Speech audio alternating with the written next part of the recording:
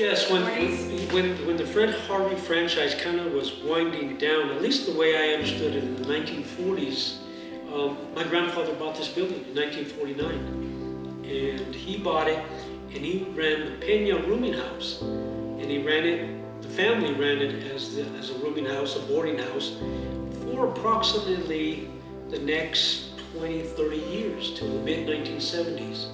My grandmother passed away in 1972. And the family ran it for a few years after that, and then it was closed, it was shuttered. And from that point on, it's been dormant. It's been dormant from the 1970s up until this last couple of years. My wife and I, we came back from California, went to school out there, and we started buying from the family the shares of the building. We envisioned this to be actually a residence, but we purchased another home. And so we decided to create this apartments upstairs, commercial space downstairs. And the commercial space is still being worked on, but as you can see, the residential, it took us 6 years to get to this point. But we're done. We've converted the 14 rooms into 5 apartments, 2 2-bedrooms and 3 1-bedrooms. The 2 bedrooms are long-term lease. The 1-bedrooms on the south side of the building are short-term Airbnb style type of accommodations, and we've been up and running since October of this last year of 2022, and we're pretty excited about the future of this whole neighborhood, whether that's the Castaneda across the street, you have the antique store down the street, you have Buffalo Hall just on the other side of the alleyway. There's this sense of energy in this neighborhood. When I was a kid, I grew up 3 or 4 blocks north of here. I would spend time in this building, in this very spot. We would play here. My aunt and uncle lived in the front rooms, and my cousin and I spent a lot of times here.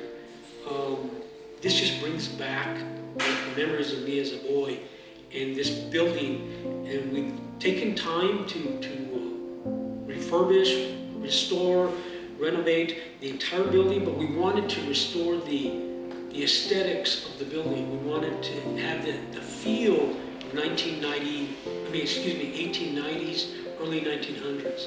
That's why we have the trim. That's why we have the transom windows, the balusters, the skylight, exactly, the skylight that Tina talks about. This building has a lot to offer this whole neighborhood. And so we're excited. I think there's a lot of opportunity in Las Vegas, but in particular, the Railroad District. You said something about working from the top down. Yes. Do you want to talk about that? In your remodeling or? Well, the first step we had to do was empty the building out. Not so much the second floor, but the first floors were filled with personal belongings of just people, it became a storage room basically. And that took us about, 2 years to empty it out and decide what we were going to do with the things that were in there. Some of the things that were left behind were usable and refurbishable. And so we separated everything and cleaned it out. And then after that, we had a feasibility study to find out what was the purpose of the feasibility. Well, the feasibility was to assure, can we restore the building? Can we bring it back? We had engineers, we had architects, we had historic preservation from the state of New Mexico, our local historic preservation folks. We looked at it, and interesting enough, we worked from the top down. The roof was the first thing that had to be restored. So we had to work from the roof and the structure, and then work its way down to the foundation. It's kind of an odd situation, but yeah, we worked from the roof. We had, because all of the material on the roof, some of it was torn away, some of the rafters, some of the joists were already rotted, and to the point that if we didn't address the roof, the building wouldn't survive. And so it was a long-term project, but it was a lot of support from the community, absolutely. Well, the most enjoyable part of the project for me I've learned a lot about restoring a building. Really opened my eyes in what it takes to manage a building, I guess, and make sure that we maintain it so that we're able to keep offering what we're offering to the community.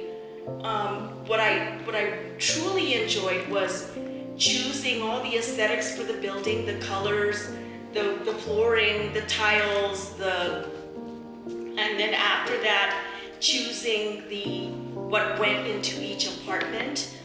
Sewing for the 3 apartments. I sewed all the curtains, all the drapes, made some blankets, and then getting really resourceful in terms of outfitting the apartments so that we can offer them as what I now know, I learned a new term, apart hotel. And so basically that's what these 3 units are, so that when people come to rent our place for a week, a month, or a day, they have everything they'll need without having to go to the store to buy pots, pans, dishes, things like that. So they're self-sufficient. They really are.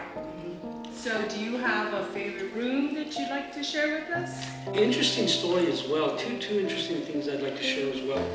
Because of the connection with the Harvey girls and the Castaneda across the street here on the railroad, we named the 5 apartments after 5 young ladies that have local connections as Harvey girls.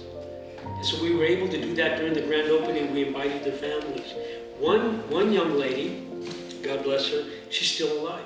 Most of these young ladies, we picked 6 young ladies, 2 for a pair of sisters with 1 apartment, and then 4 other young ladies. But they had the connection to the Harvey. They worked at the Castaneda. They didn't necessarily live in the building because there were periods of time, as I understood, that the Harvey girls actually resided in the Castaneda as opposed to here in our building. But they had a connection. And these were all local young ladies, with the exception, no, actually all 6 of them had a connection to the Castaneda Hotel. So that's one thing that we're really proud of.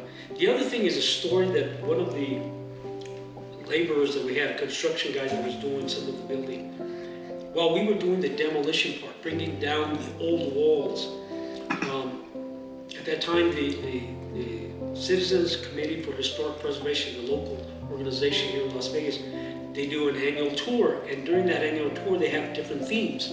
That particular year they had a theme of ghosts. And somehow I got into a conversation with this young man, David, and he tells me, my grandmother says your building is haunted. And I said, well, that's kind of interesting.